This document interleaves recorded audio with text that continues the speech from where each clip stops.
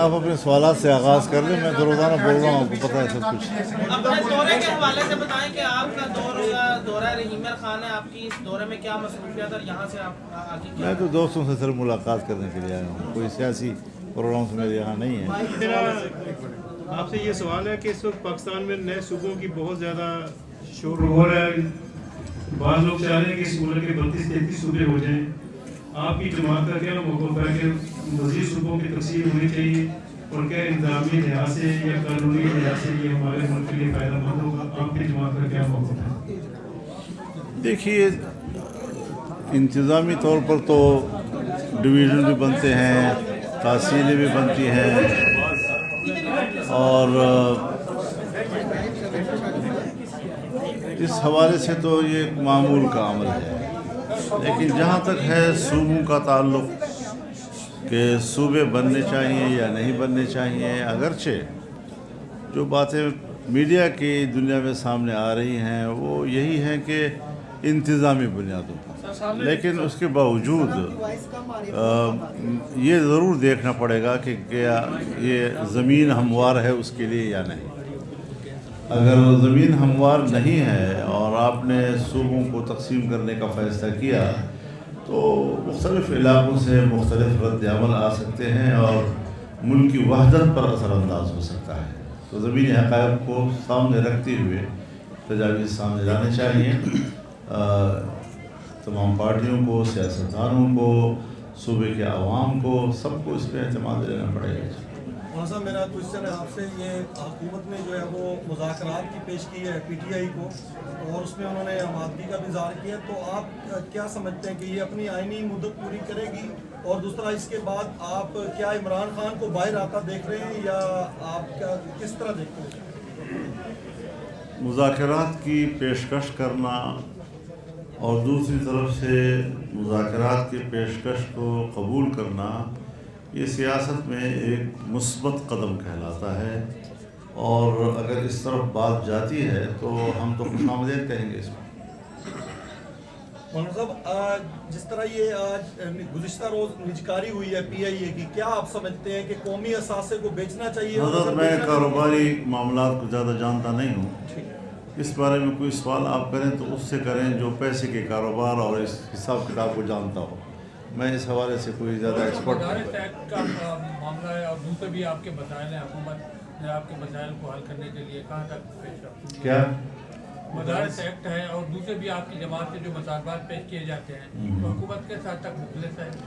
دیکھیے, اس حوالے سے تمام مکاتب فکر کے علماء کا اجتماع ہوا اور مجلس اتحاد امت کے پلیٹ فارم پر ہوا, جس میں اس بات پر تشویش کا اظہار کیا گیا کہ مدارس کی رجسٹریشن کے حوالے سے ہر چند کے قومی اسمبلی اور سینٹ میں قانون پاس ہو چکا ہے, لیکن نہ تو وفاق کی سطح پر اس پر کوئی عمل درآمد ابھی تک ہو رہا ہے اور نہ صوبوں میں ابھی تک قانون سازی ہو رہی ہے. ضروری ہے کہ صوبوں میں قانون سازی ہو اور اس کو امپلیمنٹ کیا جائے, دیانتداری کے ساتھ کیا جائے.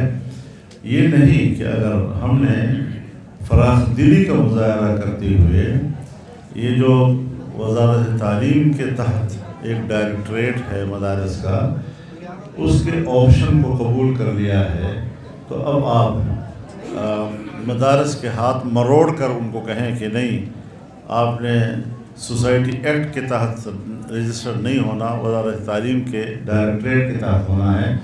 تو یہ جو انتظامیہ اور بیوروکریسی اس طرح کے علماء کرام کے اور مدارس کے محترمین کے ہاتھ مروڑتی ہے اور جبر کرتی ہے, تو ظاہر ہے کہ کہیں سے اوپر سے ان کو پالیسی ملتی ہوگی, ان کو کچھ اشارے ملتے ہوں گے جو انتہائی نامناسب ہے. یہ تو مدارس ہیں, پورے ملک کی نمائندگی کرتے ہیں, تعلیمی ادارے ہیں, اور عالمی سطح پر ایک واحد دینی مدرسہ ہے جس کی رینکنگ جو ہے وہ عالمی سطح پر ٹاپ پہ ہے, اور آپ کے گاؤں محلے میں لوگوں کو تعلیم دے رہی ہے اور مفت دے رہی ہے. رفاہی ادارے ہیں, کوئی فیس نہیں لیتی, الٹا لوگوں کے صدقات عطیات کی بنیاد پر وہ مفت تعلیم دیتے ہیں, مفت رہائش دیتے ہیں, روشنی مفت ہے, پانی مفت ہے، گیس مفت ہے، اور کتاب مفت ہے، چارپائی مفت ہے، سب چیزیں ہم ان کو مہیا کرتے ہیں اور وہ یہ تعلیم حاصل کرتے ہیں. تو ریاست کی سطح پر تو اس کی حوصلہ افزائی ہونی چاہیے تھی، لیکن عالمی ایجنڈے کے دباؤ میں ہماری ریاست بھی وہ ان اداروں پر دباؤ ڈالتی ہے اور ان کی حوصلہ شکنی کرتی ہے. سر اس کے حوالے سے کیا کہتے ہیں کہ یہ آپ دیکھ رہے ہیں کہ یہ صدارتی نظام کی طرف حکومت جا رہی ہے؟ دیکھیے، صدارتی نظام پاکستان کی تاریخ میں ناکام ہو چکا ہے، اور اس کی ناکامی کے بعد باقاعدہ ملک کے اندر تحریک چلی. پھر تحریک کے نتیجے میں تمام سیاسی جماعتوں کے مذاکرات ہوئے، ایوب خان کے ساتھ ہوئے، بالغ رائے دہی کی بنیاد پر ووٹ کا حق اور پارلیمانی طرز حکومت، یہ دو مطالبات انہوں نے رکھے جو تسلیم کر لیے گئے تھے. ہرچند کہ جناب ذوالفقار علی بھٹو صدارتی طرز حکومت کے قائل تھے، لیکن جب آئین بنا تو عبوری آئین میں مخلوط نظام بن گیا کہ وفاق میں صدارتی طرز حکومت تھی اور صوبوں میں پارلیمانی طرز حکومت. لیکن جب باقاعدہ آئین بنا اور بھٹو صاحب کے پاس 2/3 اکثریت موجود تھی، لیکن اس کے باوجود انہوں نے تمام صوبوں کو اعتماد میں لے کر پارلیمانی طرز حکومت اور بالغ رائے دہی کی بنیاد پر ووٹ کا نظام قائم کیا، آئینی طور پر تحفظ دیا اس کو. تو جہاں پر اس وقت میں سب سے بڑی جماعت اور ایک مقبول لیڈر وہ حالات کو دیکھتا ہے تو فیصلہ کرتا ہے کہ نہیں، ہر چند کے پاکستان کے 23 سال یا جتنے بھی صدارتی نظام میں گزرے ہیں، لیکن اب پارلیمانی نظام لوگوں کا مطالبہ ہے، سو آئین بن چکا ہے. روز روز آئین کو کھلواڑ کیوں بنایا جاتا ہے؟ مولانا صاحب، میرا آپ سے یہ سوال ہے کہ جب 26ویں آئینی ترمیم ہوئی تھی تو آپ کی جو کاوشیں تھیں اس کی وجہ سے کچھ ترامیم اس میں سے نکال دی گئی تھی. اب ان میں سے کتنی ترامیم اس حکومت نے دوبارہ 27th امینڈمنٹ میں ایڈ کر دی ہے ان میں سے؟ اور دوسرا یہ ریومر ہے کہ جو پارلیمنٹ کی مدت ہے اس میں 2 سال کی ایکسٹینشن دی جا رہی ہے اس کو. اگر وہ ایسا کرتی ہے چونکہ اب ان کے پاس 2/3 میجارٹی ہوگی تو آپ کا کیا رد عمل ہوگا؟ قانون سازی اور آئین سازی میں بڑا فرق ہے. قانون میں ترمیم اور آئین میں ترمیم، اس میں بڑا فرق ہے. جتنا آپ کا دستاویز مضبوط اور مستحکم ہے، اتنا ہی اس میں رد و بدل کرنے کی شرائط بھی سخت ہوا کرتے ہیں. قرآن کریم ایک ابدی دستاویز ہے ہمارے پاس، مجال ہے کہ قیامت تک اس میں کسی ایک حرف کی تبدیلی کی بھی کسی کو اجازت نہیں. اس کے بعد حدیث کا درجہ آتا ہے تو اس میں بھی کتنے احتیاط کے ساتھ چلنا پڑتا ہے تاکہ کسی حدیث پہ زد نہ آئے، کوئی ہم اپنی طرف سے بات نہ کر لیں. اسی طرح ملکوں کے اندر جب ملی میثاق بنتے ہیں تو اس کے آئین کی صورت میں بنتے ہیں. سو آئین اس وقت ملک کے اندر متفقہ موجود ہے. اگر ہم نے 26ویں ترمیم کی تو مجھے یاد ہے کہ اس وقت بھی حکومت کو بہت جلدی تھی اور 24 گھنٹے اور 3 دن کے اندر اندر اس کو پاس کرانا چاہتے تھے، لیکن چونکہ اس وقت ان کے پاس 2/3 اکثریت موجود نہیں تھی اور جمعیت علماء اسلام کے ووٹ کی ان کو ضرورت تھی، تو 1 مہینہ 1 ہفتے تک مذاکرات چلے اور اس ڈرافٹ میں حکومت کو 34 شقوں سے دستبردار ہونا پڑا. صرف 22 شقیں رہ گئی، جس کے بعد پھر ہم نے 5 شقیں اور بڑھائیں تو 27 شقوں پر مشتمل وہ بل پاس ہو گیا. اس میں تقریباً اتفاق رائے تھا اس وقت، اور پاکستان تحریک انصاف بھی اس وقت انہوں نے کہا کہ اس کے بعد ہمارا کوئی اعتراض نہیں رہا ہے، ہرچند کہ انہوں نے اس میں ووٹ استعمال نہیں کیا. اور ووٹ کے استعمال نہ کرنے میں میری بھی سفارش موجود تھی کہ آپ کی پارٹی اس پوزیشن میں نہیں ہے، اگر آپ ووٹ نہیں کرنا چاہتے تو میری بھی یہی تجویز ہوگی. خوش ہوئے اس سے اور باہر پریس کانفرنس کی اور وہاں بھی ہماری تعریفیں، اور ایوان کے اندر دونوں ایوانوں میں انہوں نے جمعیت کی تعریفیں کی. لیکن اب جب 27ویں ترمیم آ گئی تو ان کے پاس 2/3 اکثریت موجود تھی. مطلب یہ کہ 1 سال کے اندر اندر انہوں نے کتنے لوگوں کے ہاتھ مروڑے ہوں گے اور کتنے لوگوں کو بلیک میل کر کے خریدا ہوگا اور اپنی 2/3 اکثریت انہوں نے بنائی ہوگی. تو کیا ہم لوگوں کو اور نئی نسلوں کو کیا سبق دے رہے ہیں کہ ہم نے آئین کو کیا چیز بنا دیا ہے؟ تو اس سے متنازع ہو جائے گا آئین. میں سمجھتا ہوں 18ویں ترمیم بھی ہوئی تو سب نے اتفاق رائے کے ساتھ کی، اور اس اتفاق رائے کے نتیجے میں اگر کچھ چیزوں پر اختلاف رائے تھا تو بھی آئین کے حوالے سے ایک متفقہ آئین کا اصل چہرہ جو ہے وہ واضح ہو گیا تھا. اب پھر 26ویں ترمیم میں تو کوئی مسئلہ نہیں تھا، یا اگر مسئلہ ہے تو وہ یہ کہ ہر شہری کو یہ حق حاصل ہے کہ اگر آئین میں کوئی ترمیم ہوتی ہے یا قانون میں کوئی ترمیم ہوتی ہے اور اس کو کہیں اشکال ہے یا اس کے ذہن میں ابہام ہے تو وہ کورٹ میں بھی جا سکتا ہے. تو اگر کچھ لوگ کورٹ میں گئے ہیں تو ابھی تو کورٹ بھی سماعت کر رہا تھا، جس حوالے سے بھی وہاں کوئی گیا ہے تو ابھی تو زیر سماعت تھا. تو ابھی 26ویں ترمیم عدالتوں کی سماعت میں ہے اور نئی ترمیم لائی گئی. پھر اس کے اندر جو چیزیں ہم نے اس وقت طے کی تھی، ہم خود اس کے حامی تھے کہ ایک آئینی عدالت ہو. اب اس پہ ڈبیٹ ہو سکتی ہے، ہر شخص کی اپنی رائے ہو سکتی ہے. وہ کلام ڈبیٹ ہو رہی ہے، دانشوروں میں اس پر ڈبیٹ ہو رہی ہے اور یہ ان کا حق ہے. لیکن ایک درمیانی راستہ نکالا گیا اور ایک آئینی بینچ تشکیل دیا گیا اور پھر 1 سال کے اندر اندر آپ لوگوں کے ہاتھ مروڑ کر پھر ایک نئی ترمیم لے آتے ہیں. پھر اس میں جو استثناء دی گئی ہے، اس استثناء کا کوئی اسلام میں کوئی تصور ہے؟ رسول اللہ صلی اللہ علیہ وسلم نے تو خود صحابہ کرام سے فرمایا کہ کسی کا اگر میرے اوپر کوئی قرض ہے تو وہ چکا سکتا ہے. اب کون حضور سے کہے کہ میرا تیرے اوپر قرض ہے؟ لیکن ایک صحابی نے کہا ہاں میرا قرض ہے. کیا جی؟ کہ آپ نے مجھے لاٹھی ماری تھی کمر کے اوپر اور میں نے اس کا بدلہ لینا ہے.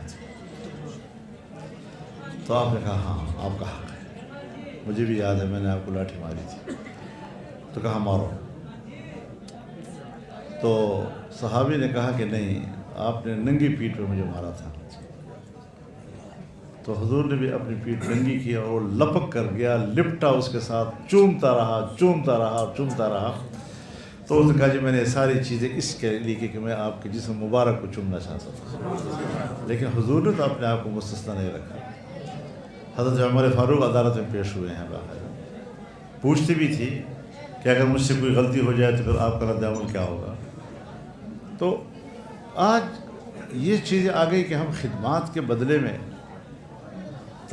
زیست استثناء لے رہے ہیں اور یہ چیزیں نہ شریعت کے زمرے میں آتی ہے، نہ یہ جمہوری رویے ہیں، نہ ہمارے جیسے ملکوں میں اس قسم کے نئے روایات.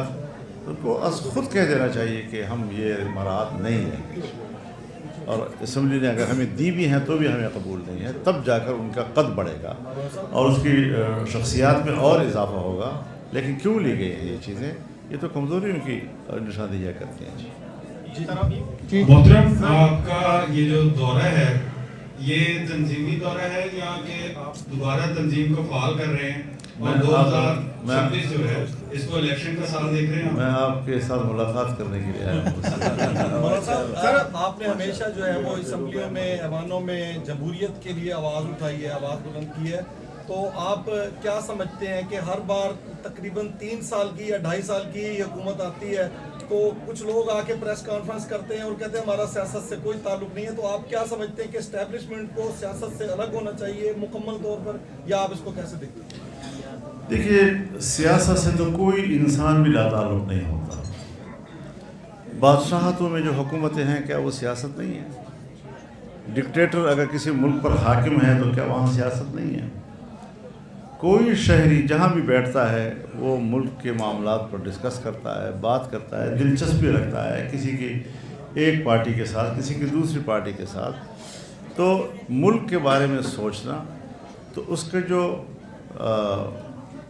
بلند ترین کردار ہے سیاست کا وہ حکومت کرنا ہے. حکومتیں جو ہیں ملک کی تدبیر کرتی ہیں، اس کا انتظام کرتی ہے، اس کی معیشت کا نظام کرتی ہے، اس کے امن و امان کا نظام کرتی ہے، اور یہ سب سیاست ہے. تو جو ہمارے ادارے ہیں، ہاں ہمارے اس دور میں ادارے تقسیم ہیں اور ہر ادارے کا اپنا ایک دائرہ اختیار ہے. تو اگر اپنے دائرہ اختیار تک کوئی محدود رہنا چاہتا ہے تو ہم خیر مقدم کریں گے. سر، پنجاب حکومت نے علماء کرام کے لیے ایک وظیفے کا اعلان کیا اور اس کے لیے باقاعدہ درخواستیں بھی لی گئی ہیں. جیسے آپ نے ابھی کہا کہ جو مدارس ہیں وہ ہم اپنی مدد کے تحت لاتے ہیں. اگر پنجاب حکومت اس طرح کو مدد کرنا چاہتی ہے تو کیا سمجھ گے؟ کس مد سے کرے گی؟ مد کیا ہے؟ یہ انہوں نے واضح نہیں کیا. اگر تو سرکاری اسکول ہے اور اس کے اندر ایک عالم دین، دینیات ٹیچر ہے، عربی ٹیچر ہے، قاری ٹیچر ہے، اگر کوئی اوقاف کی مسجد ہے، اس میں کوئی خطیب ہے، کوئی امام ہے، کوئی نائب امام ہے، کوئی مؤذن ہے اور اس کو تنخواہ دی جاتی ہے، اس پر ہمیں کوئی اعتراض نہیں ہے۔ لیکن یہ مدرسوں میں اعزازیہ تقسیم کرنا، یہ خیبر پختونخوا میں عمران خان کی حکومت میں ہوا اور لوگوں نے مسترد کر لیا۔ تو اب جب ان کے بعد کہ آپ کو اعزازیہ دیا جائے گا لیکن آپ نے یہ کچھ کرنا ہوگا، اس کے ساتھ جو شرائط وابستہ کیے گئے ہیں وہ خود بتاتی ہیں کہ یہ علماء کرام کی زبان کو پر قدغن لگانا ہے، اپنی مدح سرائی کروانی ہے، اپنی خوشامد میں تقریریں کرانی ہیں، اور کسی طرح بھی وہ حکومت کے کسی غلطی کی نہ نشاندہی کر سکیں نہ اس پر کوئی تبصرہ کر سکیں۔ تو یہ تو مساجد اور مدارس پر قدغنوں کے کا ایک عمل ہے جو پیسے کے ذریعے کرنا چاہتے ہیں اور ہماری غربت کا مذاق اڑا رہے ہیں۔ جو انکاری ہیں ان سے زبردستی کی جائے۔ مذہبی جماعتوں کو باؤنڈ کرنا چاہ رہے ہیں۔ جی جی سر، مولانا صاحب آپ کچھ سیاسی تبدیلی دیکھ رہے ہیں، کچھ نیا سیاسی اتحاد یا کوئی نئی جماعت سیاسی بننے جا رہی ہے؟ میرے خیال میں تو تبدیلی تو بہی معنی کہ ہم اس نظام کو، اس الیکشن کو تسلیم نہیں کرتے۔ نہ جمعیت علماء اسلام نے 2018 کے الیکشن کو تسلیم کیا اور نہ 2024 کے الیکشن کو تسلیم کیا۔ تو اس اعتبار سے تو ایسے الیکشن ہونے چاہیے جہاں عام آدمی آزادی کے ساتھ رائے دے سکے، اور اسی کو پارلیمانی طرز حکومت کہا جائے گا، اسی کو صحیح معنوں میں الیکشن کہا جائے گا۔ ورنہ اس کے علاوہ تو پھر ایسی مذاق والی بات ہو جاتی ہے کہ عوام کسی کو چاہتے ہیں اور نتیجہ کسی کے حق میں نکلتا ہے۔ اب تک تو ہم یہی وتیرے دیکھ رہے ہیں۔ ٹی ایل پی کے حوالے سے کوئی ٹی ایل پی حضرت ٹی ایل پی کا کسی پارٹی کے ساتھ رابطہ تو ہے نہیں، لیکن ہم نے ہمیشہ ان کے ساتھ یکجہتی کا اظہار کیا ہے، ان کا احتجاج کا حق تسلیم کیا ہے۔ اپنے احتجاج کے لیے روڈ پر آنا اگر میں اپنے لیے حق سمجھتا ہوں تو ان کے لیے بھی حق سمجھتا ہوں، اور باقی وہ الگ اپنی سی پارٹی ہے، وہ اپنی پالیسیاں خود بناتی ہے، تو ان کی کچھ پالیسیوں پر اسٹیٹ کو اعتراض ضرور ہے، لیکن ہم ایک کارکن کی حیثیت سے کسی پارٹی پر پابندی لگانا یا ان کے احتجاج کے حق کو کا انکار کرنا یہ نہیں کرتے۔ بہت شکریہ جی۔